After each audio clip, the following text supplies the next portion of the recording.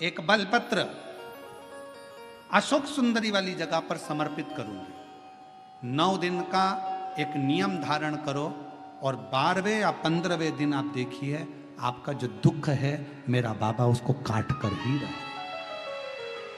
गुप्त नवरात्रे जो आज से प्रारंभ हुए हैं, गुप्त नवरात्रे जो आषाढ़ महीने का ये गुप्त नवरात्रा है, इस नवरात्रे में हेमवती माता का स्मरण करना, एक बेलपत्र का पूजन करना या एक बेलपत्र के वृक्ष के नीचे आप 9 दिन तक भी, अगर मंदिर तक भी नहीं जा सकते, मंदिर में आप बेलपत्र रखने नहीं जा सकते, तो आपके घर के आंगन में द्वारे पर बगीचे में, आपके घर के आंगन में द्वारे पर बगीचे में, आपके घर के पास अगर कोई बेलपत्र का पौधा है, वृक्ष है, उस बेलपत्र के वृक्ष के सामने एक बेलपत्र का पत्ता रखकर भी अगर आप उस पर जल चढ़ा रहे हैं या पूजन कर रहे हैं हेमवती माता के नाम से, तो उसका फल आपको मिलेगा।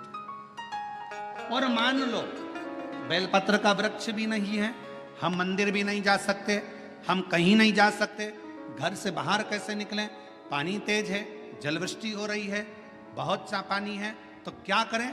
अपने घर में जो शिवलिंग है, तुम्हारे घर में अगर जो शिवलिंग है, तुम्हारे घर में जो शिवलिंग विराजमान है, उसी शिवलिंग के साक्षी में, सम्मुख में भी अगर हेमवती माता का नाम लेकर अगर एक बेलपत्र समर्पित करोगे 9 दिवस तक, तो उसका फल मिलेगा जरूर, उसका फल मिलेगा। फिर से बोलो, कौन माता? हेमवती। कौन है ये? शिव महापुराण की कथा कहती है, जब माता पार्वती जी हिमालय राज के घर में प्रगटी और हिमालयों की कंदरा में बैठकर मां पार्वती जी तप साधना में लीन हुई, जितनी परीक्षा भगवान शंकर ले सकते थे शिव जी ने सारी परीक्षा ली। ब्रह्मदेव परीक्षा लेने आए, भगवान नारायण परीक्षा लेने आए, इंद्रदेव आए, सप्तऋषि आए, सारे साधु संतों को परीक्षा लेने भेजा, पर मां उन परीक्षाओं में पास होती चली गई। तब भगवान शंकर ने दर्शन देकर कहा, पार्वती आज से तुम्हारा नाम हेमवती रहेगा। सुनो पार्वती, तुम्हारे इस नाम की आराधना जो तुम्हारे गुप्त स्वरूप में करेगा, उसको मनवांचित फल की प्राप्ति हो जाएगी। और वो फल, आज कथा अगर प्रारंभ हुई है और आप लोगों को मौका मिला है, तो इस कथा का स्मरण अपने जीवन में जरूर करें। क्या पता भोलेनाथ जी ने बेजापुर वालों पर भारी कृपा करी है, बहुत बड़ी कृपा करी, जो नवरात्र में कथा मिली और आप लोगों को ये कथा का चरित्र श्रवण करने को पहले दिन ही मिल गया। बीच में मिलते तो 2-3 दिन निकल गए होते। जो आषाढ़ महीने का जो नवरात्र आता है, जो आज से प्रारंभ हुआ है, और आप सबको मालूम होगा 4 नवरात्रे होते हैं। उन 4 नवरात्रे में 2 नवरात्रे गुप्त माने गए, और उसमें भी जो आषाढ़ महीने का जो नवरात्र आता है, जो आज से प्रारंभ हुआ है, कहते हैं अगर कोई स्थिर होकर एकांत में बैठकर भगवान शंकर के नाम का मात्र संबोधन श्रवण कर लेता है, सुन ले, गुनगुना ले, शिव को याद कर ले, तो कहते हैं शिव और शक्ति की दोनों की कृपा उसके ऊपर बनी ही रहती है। 2 गुप्त नवरात्रे होते हैं, थोड़ा ध्यान देंगे। 2 गुप्त नवरात्रे होते हैं। एक गुप्त नवरात्रा यही माघ के महीने में आता है। श्रृंगी ऋषि ने इस गुप्त नवरात्रे का बड़ा वर्णन किया। श्रृंगी बाबा ने इस गुप्त नवरात्रे के बारे में बहुत कुछ बताया, बहुत कुछ। श्रृंगी बाबा गुप्त नवरात्रे के लिए कहते हैं कि अगर इस गुप्त नवरात्रे के अंतर्गत 9 लाल फूल,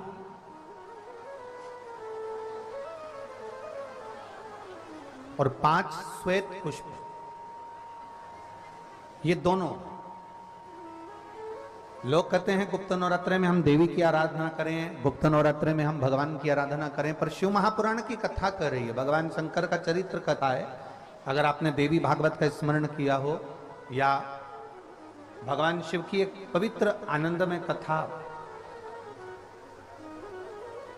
स्कंद पुराण के काशी खंड में अगर सुनी हो या उसमें भी नहीं पढ़ पाए हो तो शंगी ऋषि के चरित्र में आता है। शंगी बाबा ने वर्णन किया है कि किसी भी स्थान पर, किसी भी स्थान पर यदि हमारे घर में 2 शिवलिंग है नहीं है तो किसी अपने घर के गमले में बगीचे में 2 पार्थिव लिंग का निर्माण करें। 2 पार्थिव लिंग, उसमें एक शिवजी का स्मरण करें और एक में माता पार्वती जी का स्मरण। देवादिदेव महादेव के 2 स्वरूप, 2 लिंग प्रकट कर कर, एक पर 9 पुष्प लाल और एक पर श्वेत पुष्प 5 समर्पित करें, बाबा की आराधना करें, घी का दीप लगाएं, पूजन करें और बाद में उन शिवलिंग को, उन पुष्पों को विसर्जन करें। किसी भी नदी में, तालाब में, बावड़ी में, अगर वहां नहीं विसर्जन कर सकते हैं तो किसी वृक्ष के नीचे उनका विसर्जन कर दें। पर ये नवरात्रे, ये जो गुप्त नवरात्रे हैं, इस माघ महीने में जो गुप्त नवरात्रे आती है इसी के अंतर्गत इसका पूजन है। एक बार हमने पहले वर्णन किया था, जिसके यहाँ संतान नहीं होती उसके लिए भी पहले इस माघ महीने में जो गुप्त नवरात्रे आते हैं उसका स्मरण कराया था। कैलाशी अविनाशी है शिव तत्व का है। आप जिस भाव से आप भगवान को रिझाते हो, भगवान उस भाव से अपने भक्तों के करीब पहुंचता है। भक्तों के यमुना जी ने पार्थिव शिवलिंग का निर्माण किया। केवल चाहे गुप्त नवरात्रे हो चाहे सर्व नवरात्रे हो, केवल देवी की आराधना कर रहे हैं और सोचें कि हम माता जी की आराधना कर रहे हैं और माता जी हम पर प्रसन्न हो। शिव महापुराण की कथा कहती है कोई सी भी नवरात्रे में अगर आप शंकर भगवान की आराधना के साथ देवी की आराधना करेंगे तो शिव महापुराण की कथा कहती है महादेव शिव और शक्ति दोनों ही कृपा जरूर करते हैं। ये निश्चित है, निश्चित है।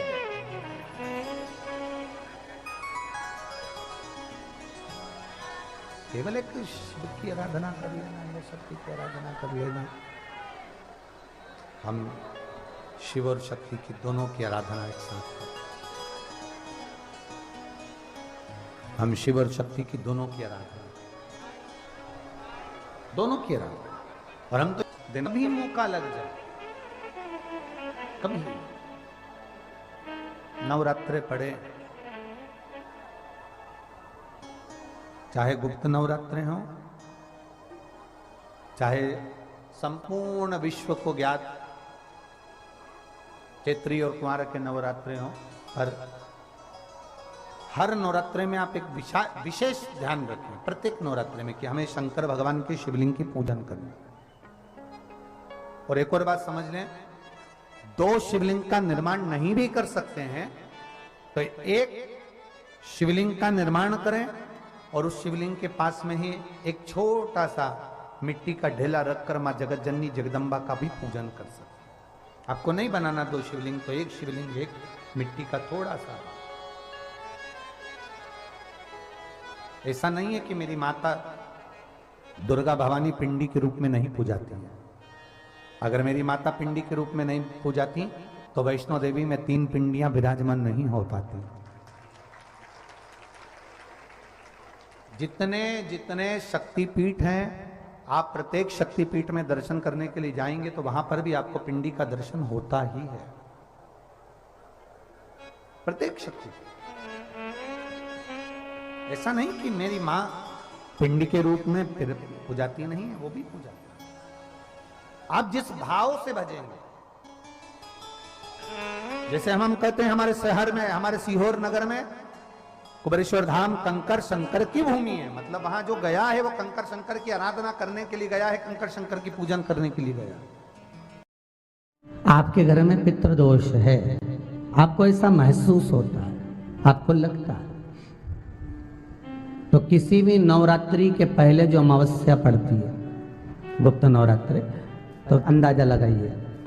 तो जिस दिन अमावस्या रहे उस दिन चावल की कटोरी में एक कपूर का टुकड़ा रख दीजिए महाराज, छोटा सा, और कपूर का टुकड़ा रखकर उस कपूर को दरवाजे के बाहर कटोरी में ही, चावल रखी हुई कटोरी में ही उसको पितरों का स्मरण कर कर जला दीजिए।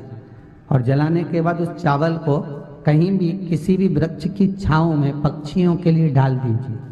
शिव महापुराण की कथा कहती है, अगर मान लो पितृ आपको कष्ट दे रहे हैं, पितृ आपको तकलीफ दे रहे हैं, कोई काम नहीं होने दे रहे हैं, या कहीं आपको ऐसा लगता है कि पितरों का दोष है, तो वो पितृ दोष देवी, अब ये जो आप करेंगे ये कब कर रहे हैं? अमावस्या के दिन आप उसको रख रहे हैं।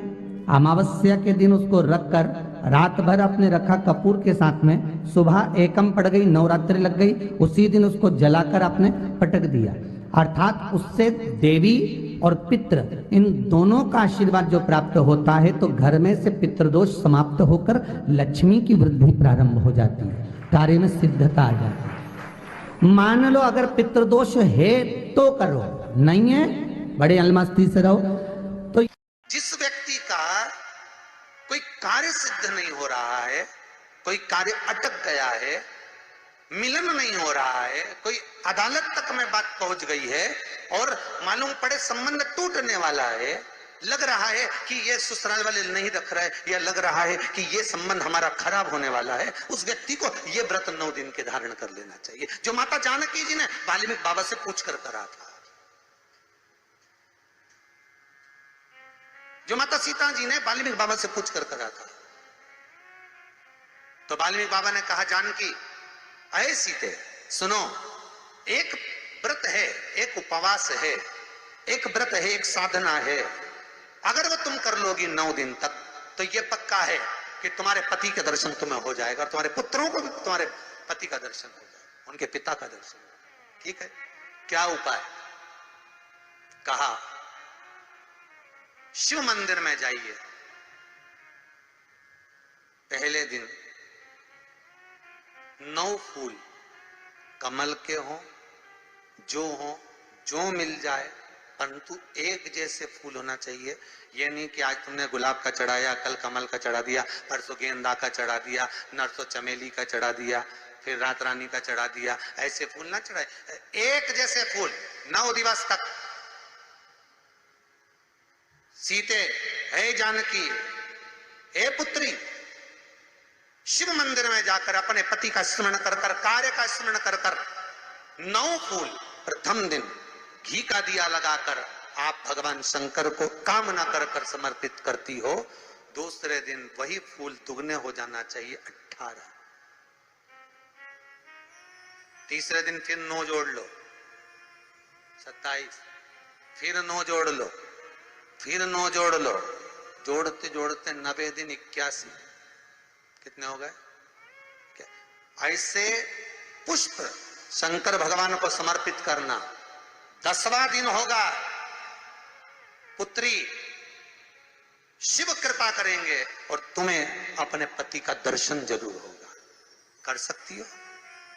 सीता जी बोली कर तो लूंगी, पर दिक्कत एक है। क्या? इतने में फूल चढ़ाऊं और